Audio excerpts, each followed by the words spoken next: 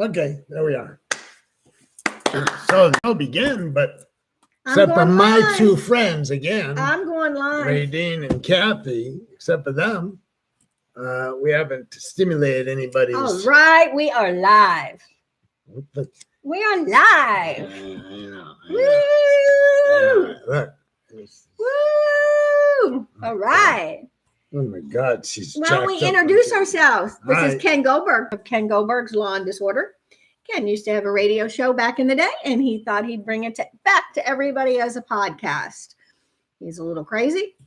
He's an ordained Buddhist monk, reformed. Why do you say that? How do you say that?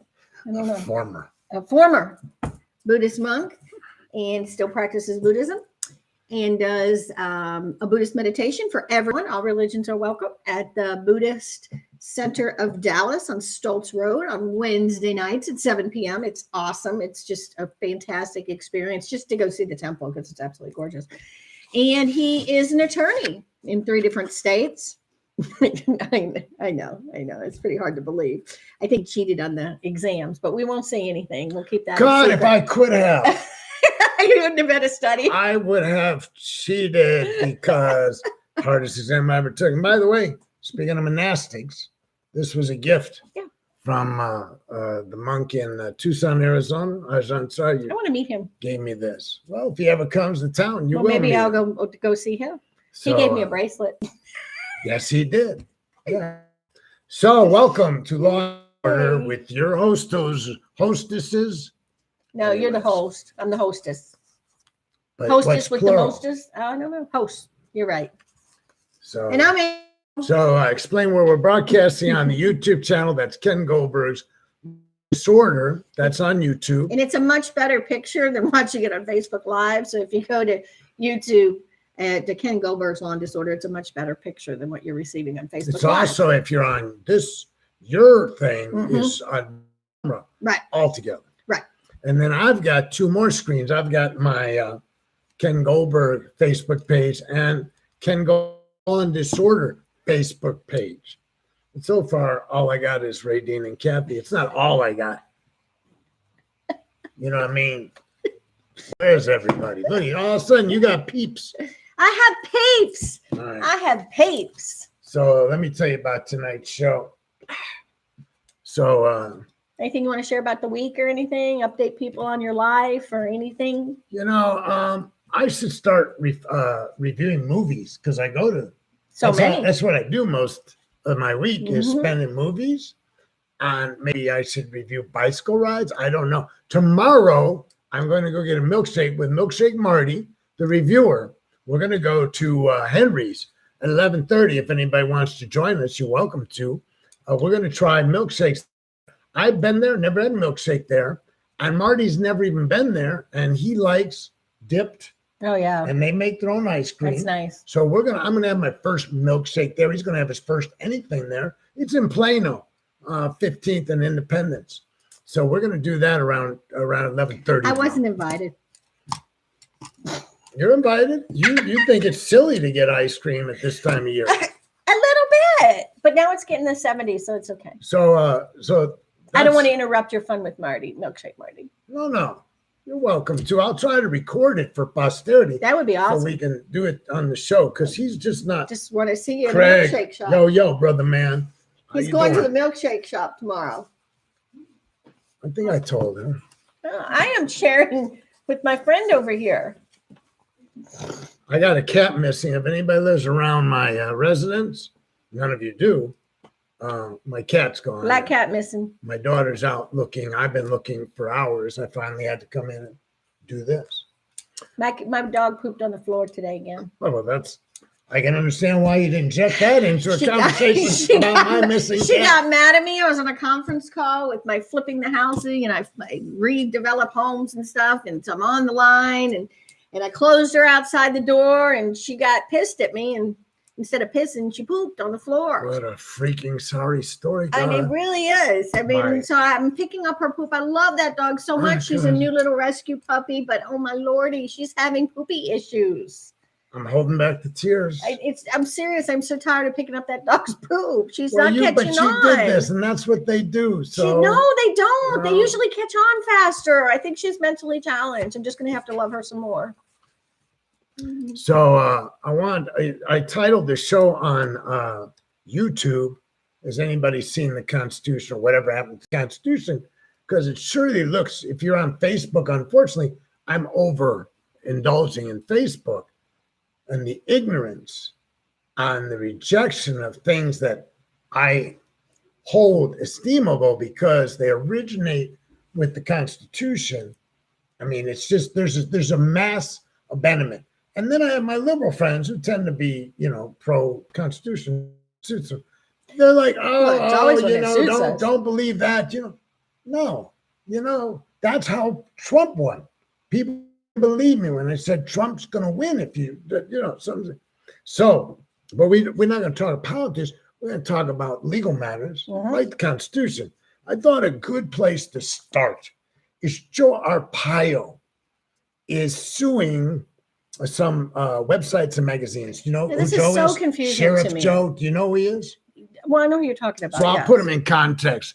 Sheriff Joe Arpaio of Maricopa County was probably in the top 3 most despicable law enforcement officers in the country for years. Former DEA agent, just a snake in the grass for a dozen reasons I can mention, but he became famous because he made men wear pink underwear at his jail. Like that was, he was denigrating them and humiliating them so they wouldn't want to come back. Didn't they do that in a lot of jails? I thought they did that in Dallas for a while, no? I never heard of that anywhere. Oh, okay. No. My friend was telling me he had to wear pink underwear in jail. Maybe he was in his jail. I don't know. All right. Let's talk about Joe Arpaio. I can't handle that they may have been wearing pink underwear elsewhere. Seriously. Joe Arpaio was famous for it. Dallas was never known. Really?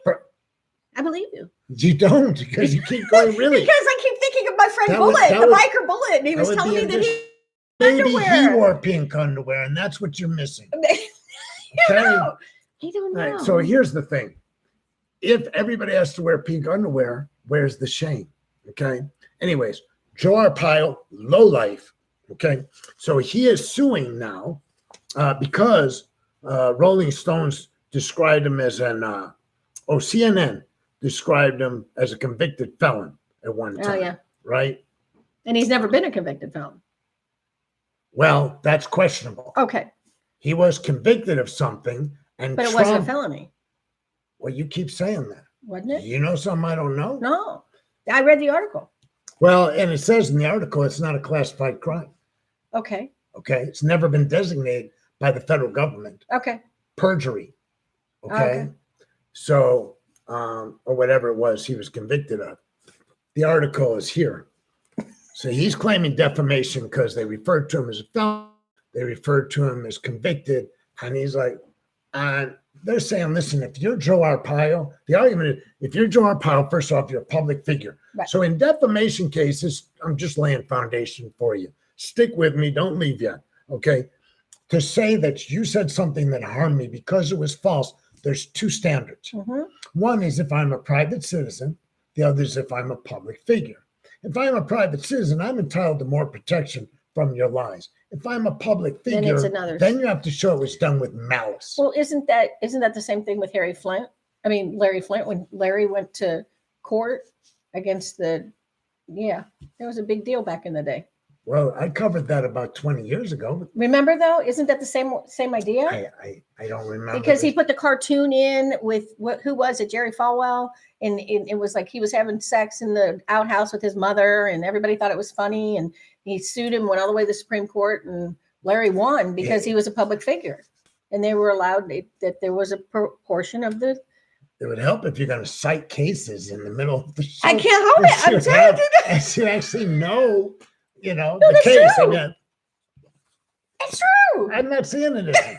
I just don't have, I got pages and pages of legal documents here. But I am interjecting about Larry Flint. It was a big deal, and it was a Supreme Court case regarding the same thing. So when you critique the show, send an email and say, maybe AJ should let you finish the explanation of the legal issues Okay, in the case finish the explanation of the before legal. she just goes completely. I was so excited. I had a case to cite. I didn't know what to do. I was like, oh, I know Larry Flynt's case. Okay, I'll shut up. This is what they call off the reservation. Inappropriate. Okay, I'll shut up.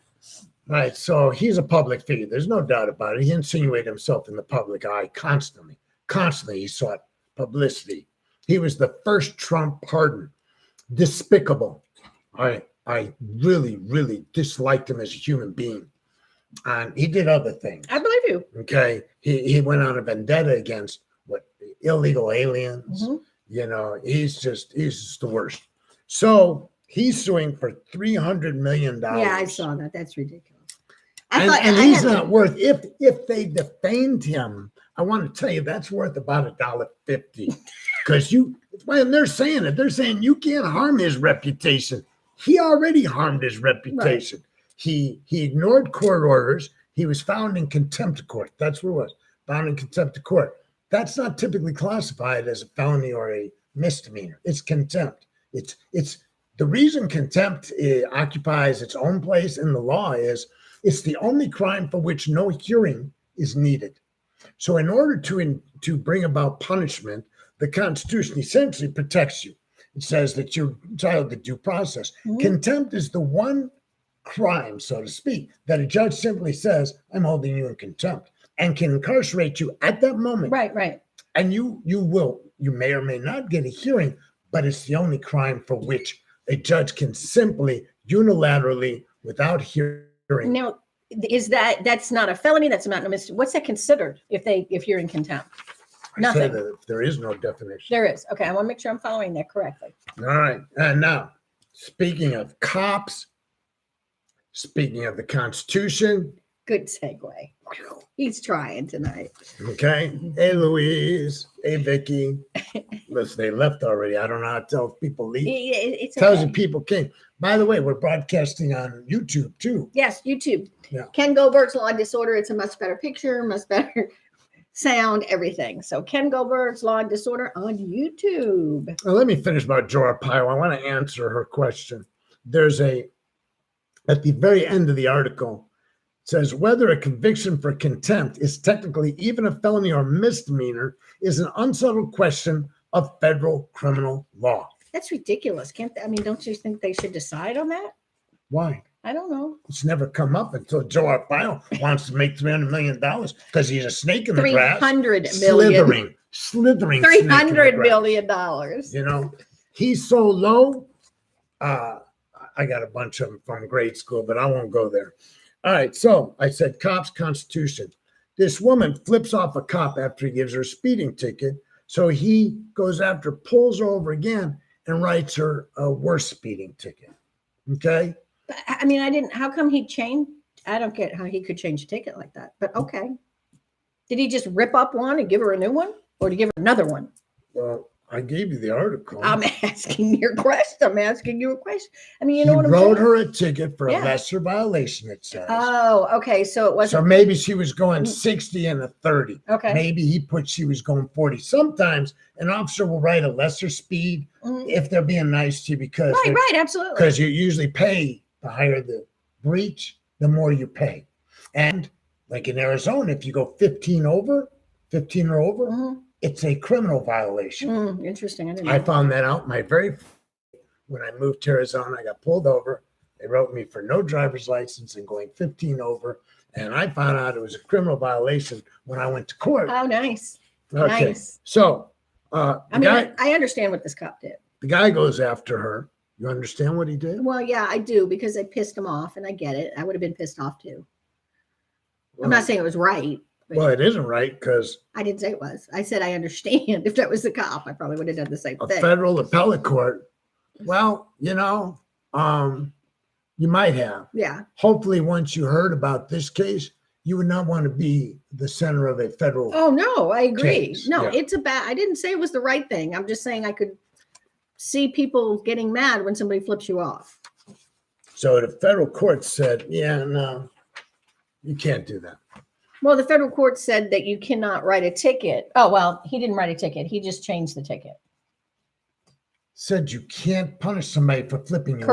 Correct. That's what they're saying. But I shared with you earlier, my friend Cindy got a ticket for flipping someone off at the DMV. So what I tried to tell AJ before the show is probably tens of thousands of people have gotten tickets for flipping off a cop or somebody. Right. A city worker. And so my response was, if they didn't contest it, they didn't. Well, so what is it you're objecting to by? Well, no, I'm not objecting. And I just am surprised. I thought you could get tickets. For example, in Dallas, if the kid flipped you off, if you wanted to be an ass of a teacher, you called the cops. They come down and write him a ticket. So, right, because they're going to say it was disorderly conduct. Well, I don't know. I'm just saying it. I think that's interesting because I always thought that there was allowed, but obviously I was wrong. And you can contest it. And interesting. I like that. I didn't know that because I never was one of those teachers that called on the kids flipping me off. But a lot of teachers called when the kid flipped them off, and they came down and wrote their kids tickets. I don't know what to say. It's interesting. I mean, I thought it was sort of interesting. Yeah, I would have thought it was stupid back at the beginning when you said your friend got a ticket 4 years ago. It's true. Yeah, they use it a lot, is what I'm saying. They use that as like now there's a federal court that people can rely upon and go, well, at least in Western Michigan, the federal court doesn't believe that's grounds for a punitive measure. I think that's interesting. Okay, cool. Yeah. You can probably discipline a student, but I don't think you can't take criminal action. You can't cite some statute. I don't know. All that I know is they were giving tickets to the kids right and left. Did you agree with that? No. Oh, nobody objected, though, did they? No, but I mean, I never had a kid flip me off either. But nobody went to court, is what I'm saying. No, the kids paid it. They're not going to go. Well, but my point is, if you don't fight something, yes, absolutely, that's it. But illegal immigrants aren't going to go to court to fight something. You keep saying like you look flummoxed. But it went on all the time. That's why I'm surprised. It's because it was a thing that went on all the time, and that you think some attorney would have said to these people, "Oh, well, how come AJ got a boatload of people that, and I got 4, 5? Because I have. And I don't even know if these people are still here. Right, Stacia. It's because I have these. Although your shirt is very pretty. So speaking of teenagers in school, she was speaking of teenagers in school. That brings me to my next case. A teen is suing the Northern Kentucky Health Department and other state health department officials, okay, because they suspended him from school for not getting vaccinated. Mm-hmm. And he said that was a breach of his religious freedom. And they're like, yeah, well, we've got this chickenpox outbreak. Mm-hmm. Big outbreak. You all need to be vaccinated. Mm-hmm. Over 30% of the students had chickenpox. Yeah. So he's a senior at Assumption Academy. Apparently that's a Catholic institution in Boone County Circuit Court. They're doing this case. He's saying that they violated his freedom of religion and other rights after the health department implemented a 3-week ban for unvaccinated students to attend the school. Yeah, they said that there was like 100 students and over 30 of them had gotten chickenpox. So they were desperate. Well, 32 cases that were affecting 100 students. Mm-hmm. Yeah. So they said, if you don't have proof of your vaccination, you didn't get vaccinated, go away. And so instead of going away and getting vaccinated. So it's interesting because one of the things he said is that he said they're using the fetal tissue from abortions. And that's not the So he said I'm not going to allow that. It says he said, among other fundamental and deeply held religious beliefs of Mr. Kunkel and his family is that the use of any vaccine that is derived from aborted fetus cells is illegal, immoral, and sinful. To which the health department said, that hasn't been the case since 1960s. I was going to say that. It had to have been the 60s. Yeah. Yeah. Yeah, so, that's when they first started. Nice segue, Ken. Now, that's probably how we got our chicken pox was shots. Well, I would have because I got mine in the 50s. I got mine in the 60s, yeah. Yeah, well, you were late to the party, kid. I know.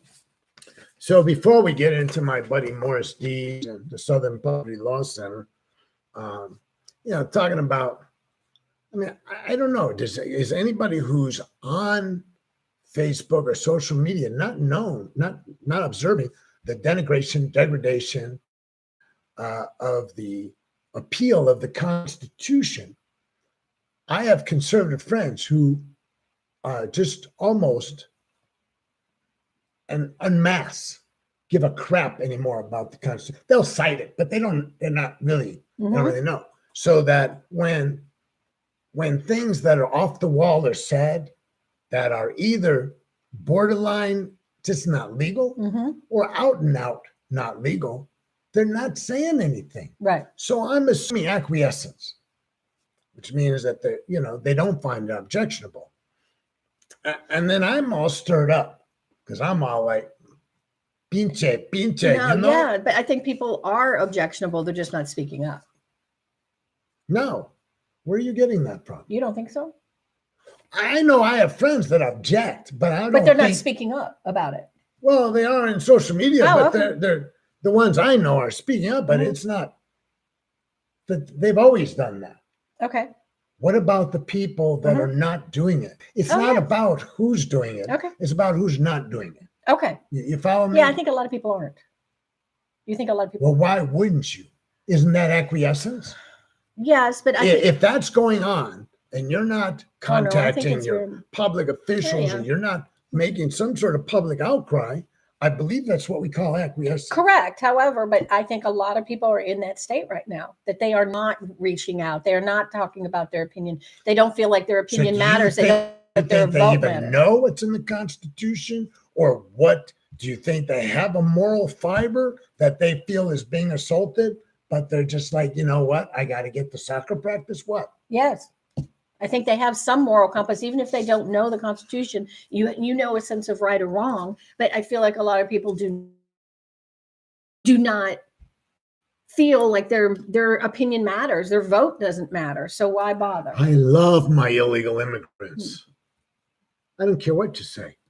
Hardworking, money behind leaving.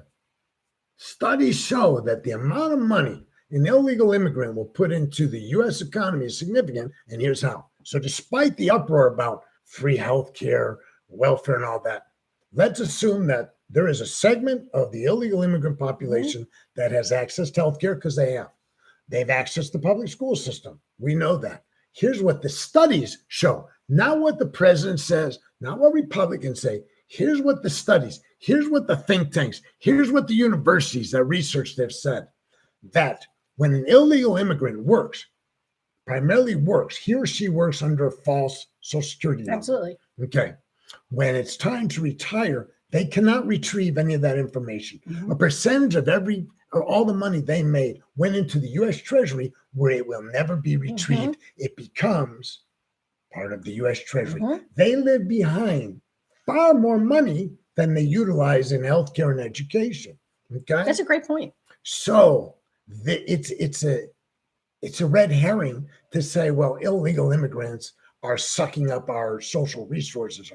They're not, and to the extent that they do, they're actually paying for it, just like we pay for it. You know, when we use free healthcare, free education, it wasn't free. Right. They withheld money from my check, every check. Okay, so I'm not down with that. I like my illegal immigrants. I lived in Tucson. Tucson's 45 minutes away from the border. Here's my experience. You want cactus in your backyard, half acre. You want somebody to groom your cactus with the snakes and the scorpions and everything else out there? You find me a white boy knocking on my door and asking me, could I please do your landscape work? Oh, heck no. Bum, bum, bum. Yeah, senor. Yeah. See, you know what? Yeah. Can I take care of your? Yeah. And I'm talking about 3:00 in the afternoon in Tucson, Arizona. Got to be 115 degrees, and you're going to go down into my wash, which was just cactus. It was 17 different kinds of cactus. and go down there and cut it out. And you don't just cut it down. You have to get it out. You have to drag that thing. It's all. Yeah, it's awful. There's no way in hell. Can't even go out and prune rose bushes. So me and illegal immigration, that's cool. The other thing that people don't recognize about illegal immigration is that illegal immigration is created. In other words, what we did was we put quotas and limits on who could come in from Mexico, right. El Salvador, Guatemala. So we suppress the number of people that can come to the point where most of them can't get in. Then the ones that want to get in legally have to wait years. Right. So of course they now become illegal immigrants, not because they choose to have to worry about being an illegal immigrant, but we set it so they couldn't get in here legally. But people in India and people in the Middle East, well, I guess in the Middle East, yeah. But India, stick with India. People in other parts of the world where they're coming in with more education, right. Typically, yeah, come on. Because we think of immigration being only for the well-educated. And Trump said, quite frankly, we should stick with Nordic countries. Right. I mean, yes. You might as well have just said we want white people. Oh, it was quite, yes. So nauseating. So I'm not going to talk politics. I'm just talking about illegal immigration. Too late. That's not political. That's legal. All right. So I'm going to, I said that Joe Arpaio, ex-Sheriff Joe Arpaio, low-life extraordinaire, had filed a lawsuit. Well, on the heels of that, I see this article. The founder of the Proud Boys sues over being labeled a hate group. Aww, pobrecitos. So a hate group founder sues the people that label a hate group, saying, I'm not a hate group anymore. That's old news. We love you. You shouldn't be doing this to me. We love you. Proud Boys founder Gavin McInnes sued the Southern Poverty Law Center, which is our love people, okay, for defamation after it labeled his organization a hate group. Okay, so he said that by designating him, they were aiming to get him kicked off social media platforms. I know. Yeah. So the Men Only Proud Boy group describes itself as a fraternal club of Western chauvinists who are anti-racism. Yeah. While the Law Center describes the organization as misogynist, anti-Muslim bigots.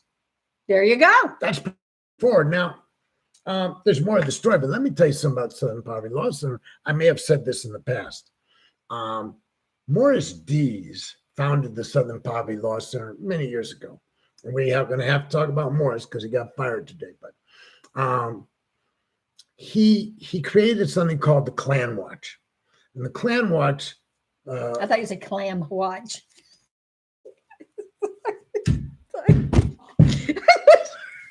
It's like, oh, Klan, like Ku Klux Klan Watch. Okay. Klan Watch, not Clam Watch. Okay, we got you. So the Klan Watch publishes an intelligence report, and it has its own intelligence network, and it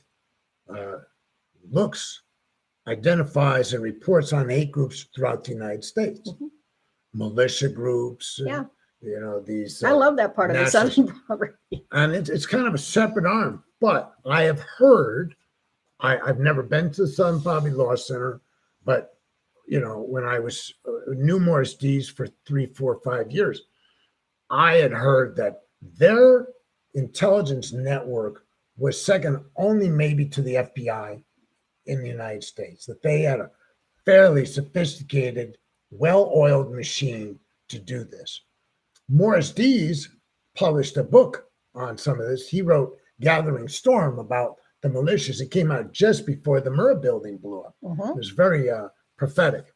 So typically, if they say you're a hate group, my inclination is you're a hate group. Proud Boys. No, that's what I'm going with. I believe them. I love them. So yeah, they just didn't pull that out of their butts. They came up with that somehow. They were watching them. They were watching their posts. They were watching what they were saying and how they were reacting and the things they were doing to come up with that. So here's what they said in the lawsuit. They acknowledged the Southern Poverty Law Center historic role in promoting civil rights, but said it now resorts name calling and raising false alarms in order to raise funds.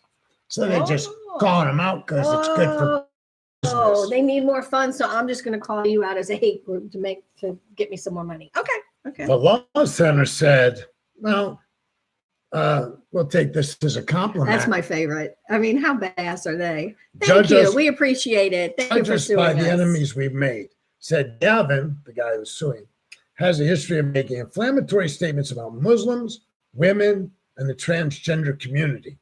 The fact that he's upset with us tells us we're doing our job of exposing hate so perfect. and extremism. That is so perfect. All right. So we're Yay, Southern Poverty Law Center. There we go. It's a long. So another footnote about the Southern Poverty Law Center, in case you know, my people probably know. I don't know your people.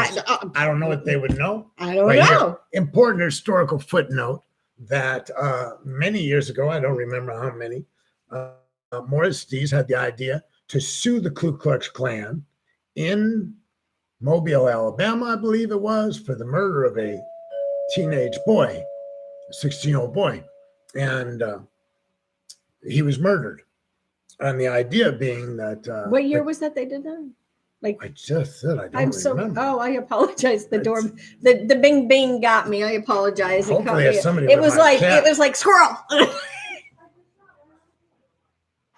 Somebody saw a cat, but it's going to turn out to be the neighbor's cat, I'm guessing. But that is not positive attitude. Your cat will return. Southern Poverty Law Center. Yes. Okay. Yay. Morris Dees had the idea to sue the Klan on behalf of the surviving mother. So the boy died. His last name was McDonald. That much I remember. So they sued he won. Like $850,000 judgment against the, how they describe themselves, the royal something. Yes. Imperial wizards. I don't know. Okay. So isn't it though? He won. Yeah. And they had an asset. They didn't have a lot of assets, but they had an asset. It was their headquarters that they owned, the building and the property, and they had to turn it over to Mrs. McDonald. Oh my God, that's awesome. A couple of years later, Morris or somebody had another idea, but Morris was the one to execute. He went and sued the Metzger family in California that were there. They were the Aryan. They weren't the Aryan Brotherhood.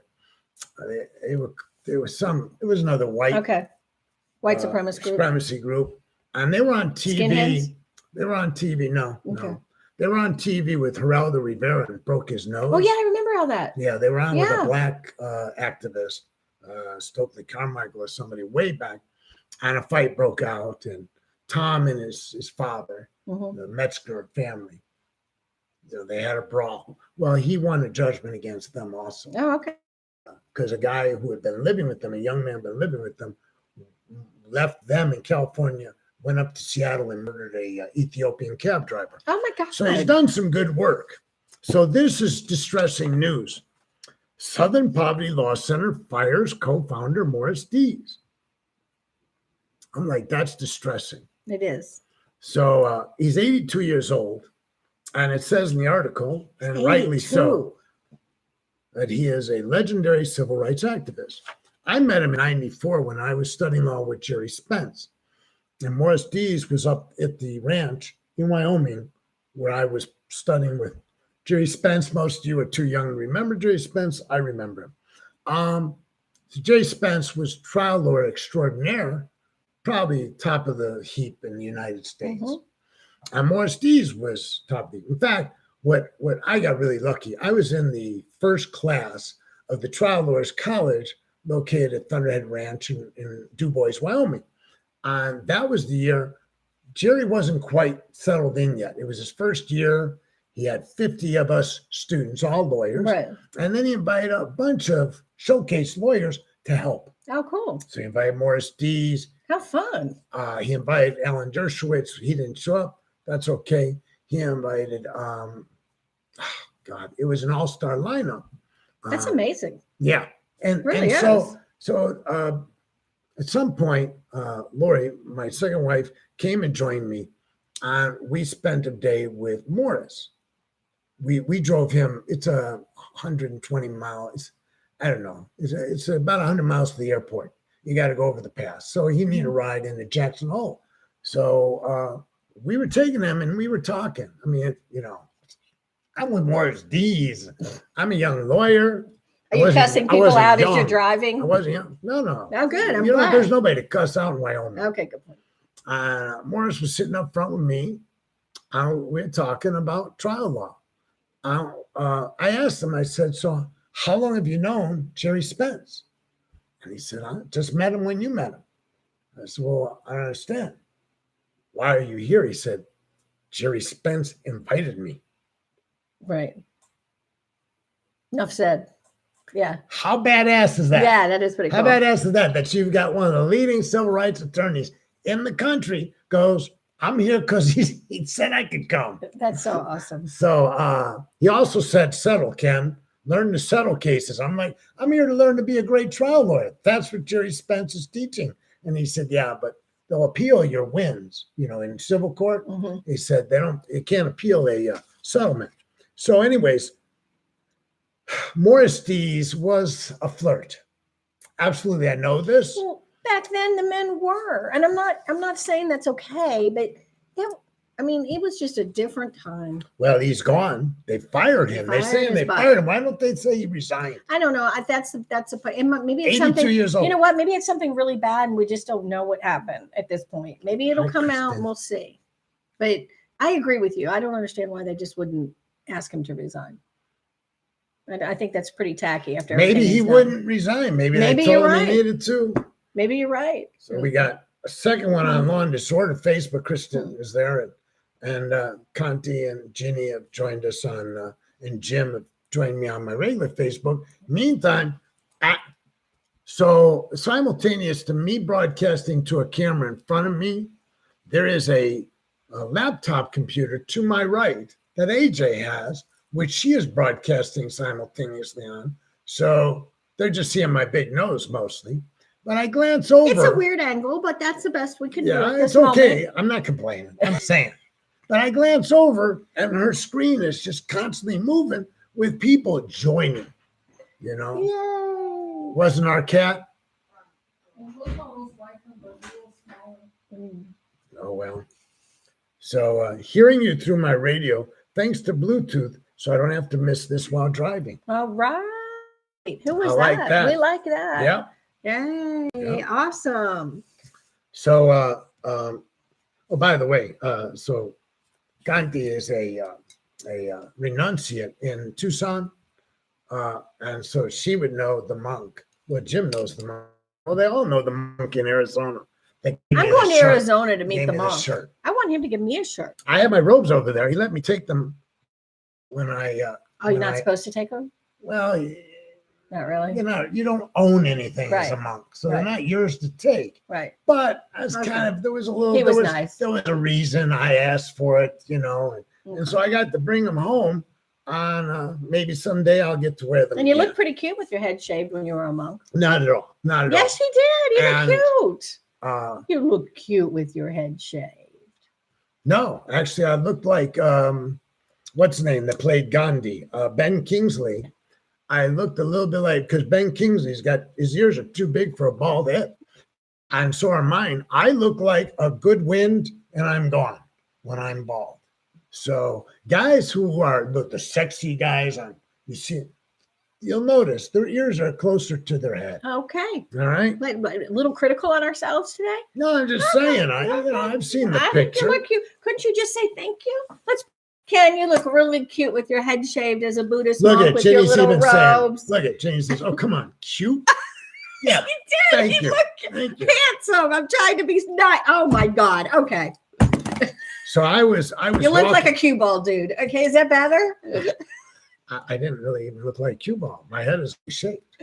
Okay. So I was in Tucson, and the monks, we all went to an art fair, and we're walking around it's 4th Avenue Art Fair, 4th Street Art Fair, and it was about 4 monks. Okay.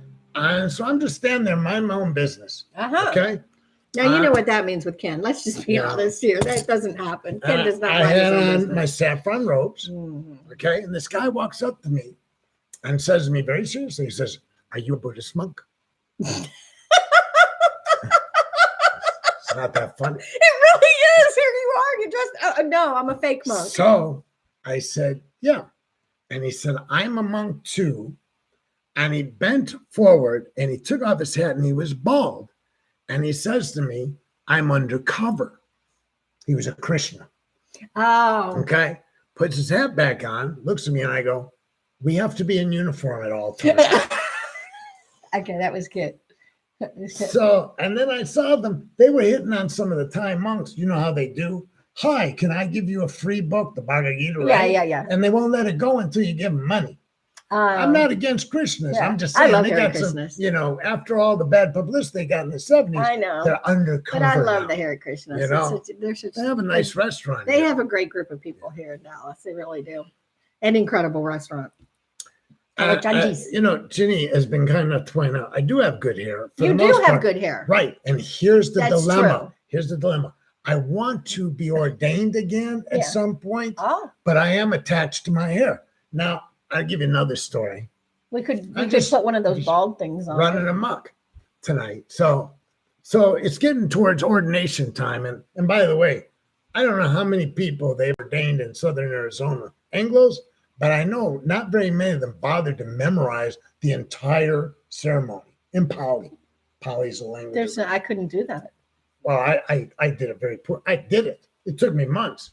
I think that's how they kept me from ordaining too quickly. It's like, Ken, memorize this. By the time I had it, it was 6 months later. Oh my God. Right? So I met some people later on that ordained, and they had the idea, and then they were in like a month or so later. I'm like, well, they're quick studies. And then I found out, no. So you walked too hard too. So what was my point? So it's getting close, and I find out they want me to shave my eyebrows. And I'm like, oh, I didn't know that. I didn't click on that. I didn't know either. Yeah. So I'm like, I don't get it. What's with the eyebrows? Right. And here's the story behind the eyebrows. It's too long a story. Let me say this. Can't we, bottom line it, like Archie Bunker used to say to Edith, bottom line, Edith. It's got nothing to do with Buddhism. Oh. It's got to do with difficulties between Burma and Thailand, and the Thai monks are the only ones that do that. Oh, okay. They did it to ferret out. Somebody's getting their It's in my purse, I think. Oh, well. So they did it to ferret out spies from Burma. So he tells me, "We're going to have to shave your eyebrows." And I'm like, don't they know you're at the show? The people? Yes, they should, right? I get scammed. I get scam stuff a lot. We'll have to turn her phone off next show. It distracted me. Yeah, I'm so sorry. Yeah, so talk about the eyebrows. So he says, "You got to shave your eyebrows." I'm like, wait a second. After he explains it, I said, "That's got nothing to do with Buddha." So the monk looks at me and says, "Oh, you're too attached to your eyebrows." So that was it. You shouldn't have argued, and then maybe you could have kept them. So I said, "You're just going to say that about anything I don't like." Right. You're just going to say I'm too attached. Because my hair was real long. I started cutting it 6 months in advance. Right. Because I knew it'd be too dramatic, too traumatic to shave my head suddenly after having long hair my whole life. Right. And I never grew it back. I like this length. Yeah. All right. And Kristen agrees about the shaved head. Thank you. So, I'm welcome, trying to Deborah. be supportive as a friend. Okay. Just trying to be supportive. It would be nice. It would be nice if I looked good bald, and then I wouldn't be so self-conscious. As I started to tell you, I would like to go back into the temple. I would like to live again, not forever, as a monastic. First off, they keep giving away my bedroom in Tucson. That's one. The nerve of those people allowing other people to utilize other monks. And two, it's Tucson, and I'm here, so I'd have to go there, and it's just a logistical nightmare.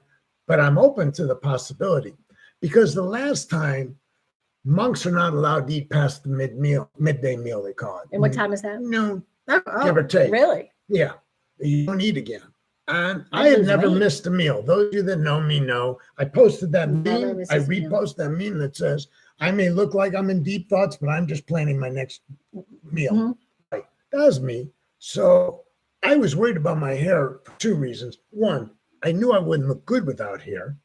And two, I was afraid it wouldn't grow back because I had never shaved my head in my life.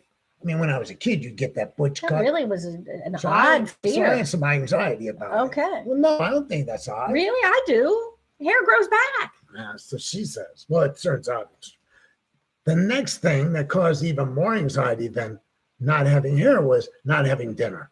I had never gone without Yeah, now dinner. that's a tough one. The Okay. dinner thing's a tough So one. what I did was I gorged at lunch, which you're not supposed to do, by the way. The Buddha said you eat only for sustenance, not for pleasure.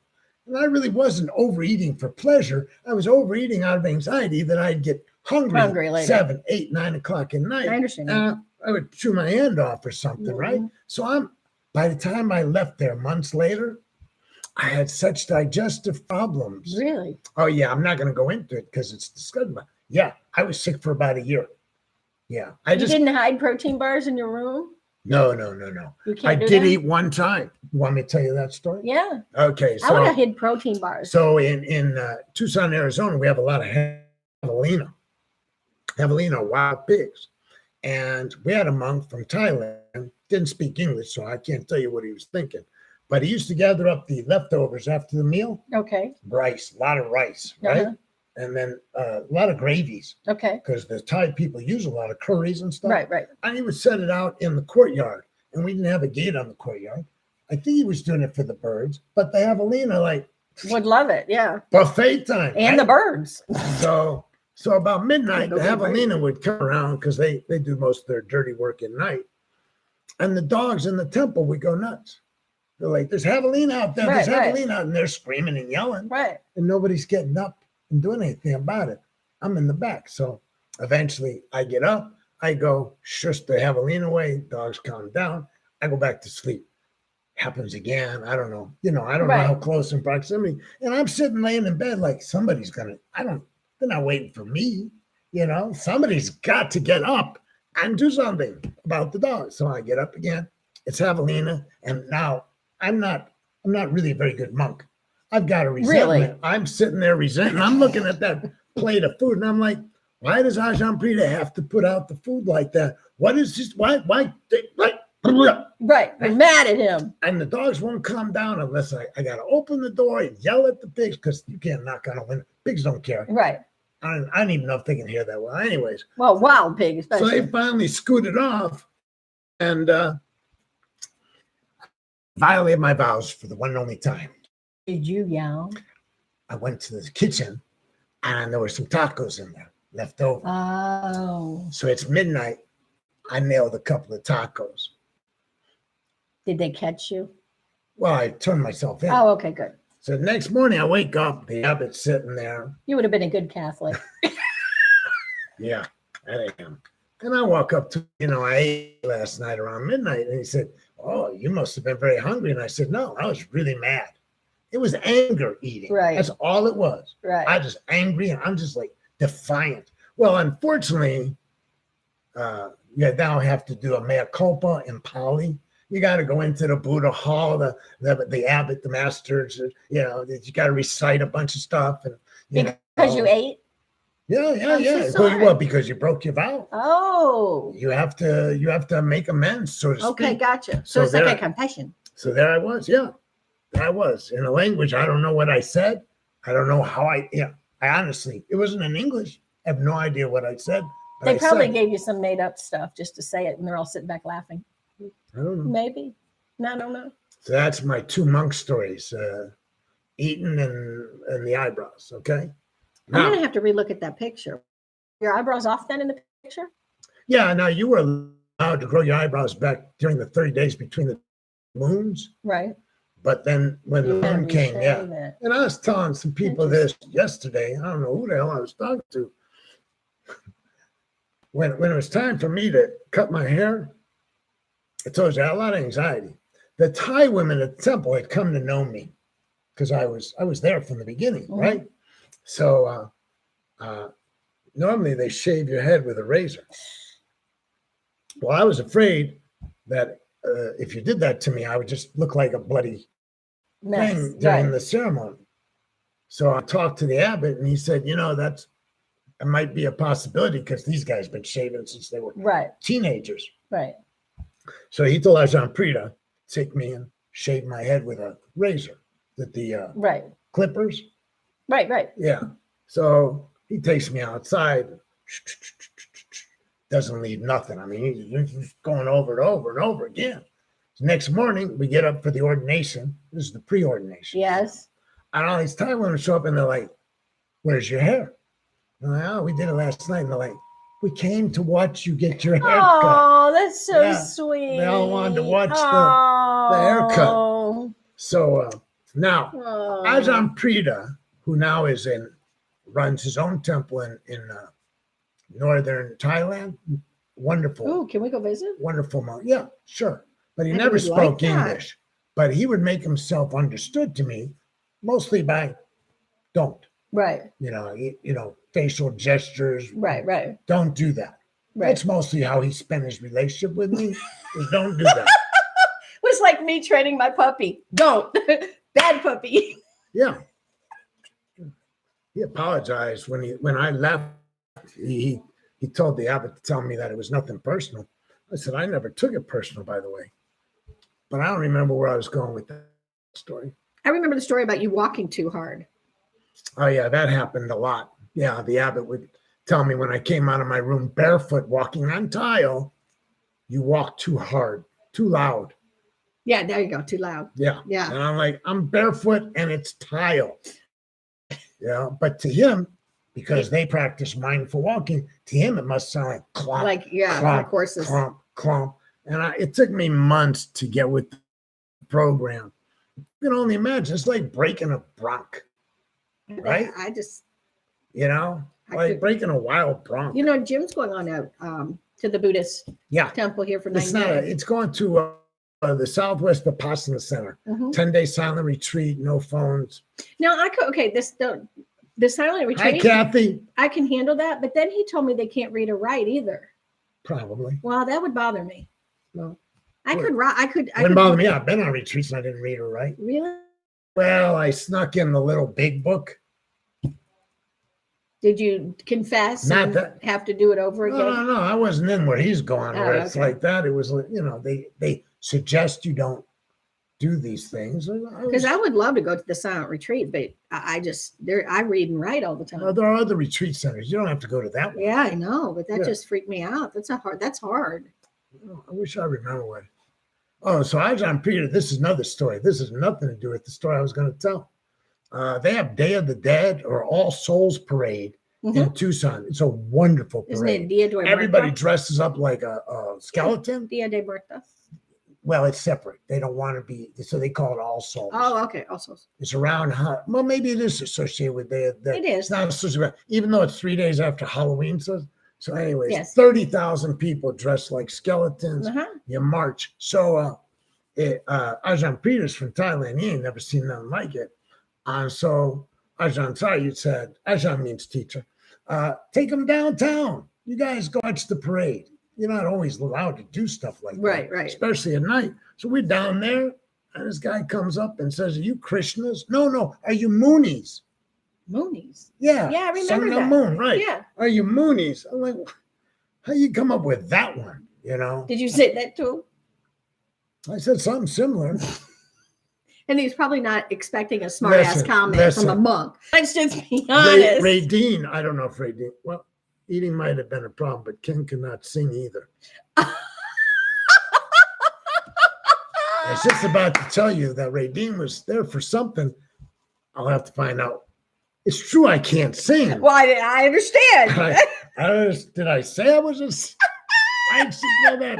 Anyways. He wanted to. So every Tuesday, my friend Gary and Ray Dean, his wife Ray Dean, they would come to the temple and make food offering because you do that to, help the monks. Okay. So from the time I moved in, I think they were there every Tuesday. Okay. And they brought food. And then afterwards, I would ask the abbot, and he'd say, oh, yeah, go ahead. You spend the afternoon. Oh, that's nice. You guys go out. And we'd always go to the same place because if you dress like a monk, not a lot of places to hang out in Tucson, I wouldn't care. I remember. Really? Are people mean? That's you. first day in, I had to go to Home Depot. Okay. Bald headed for the first time in my life, dressed half naked in robes, and everybody stops. Do you wear underwear? I mean, like seriously, do the monks wear underwear? I can't.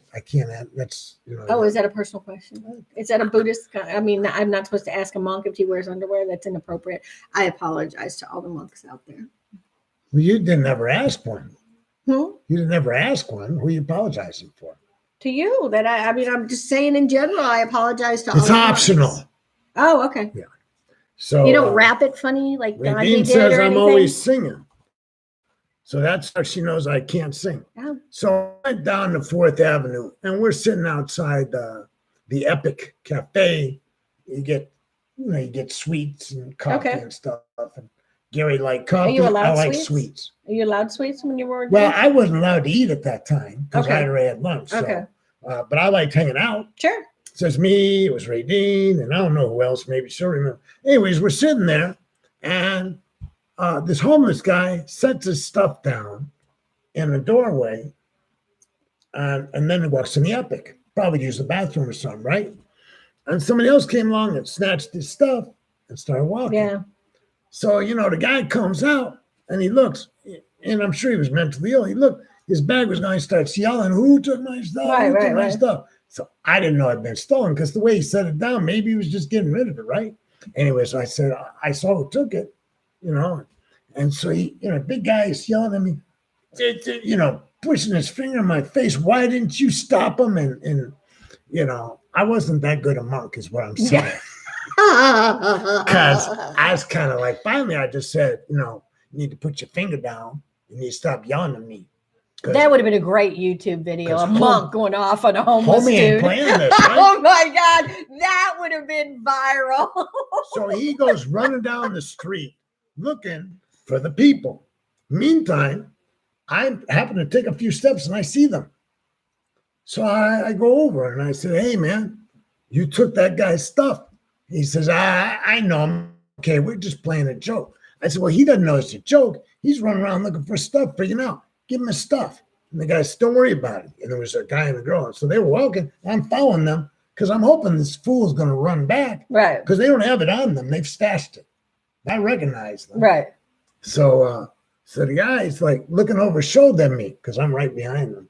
Finally, he spins around and he says, what do you think you're doing? And I said, I think I'm following you, because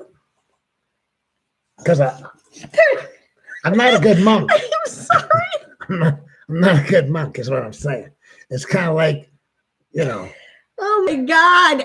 They probably looking around for cameras to see if they're on some reality show with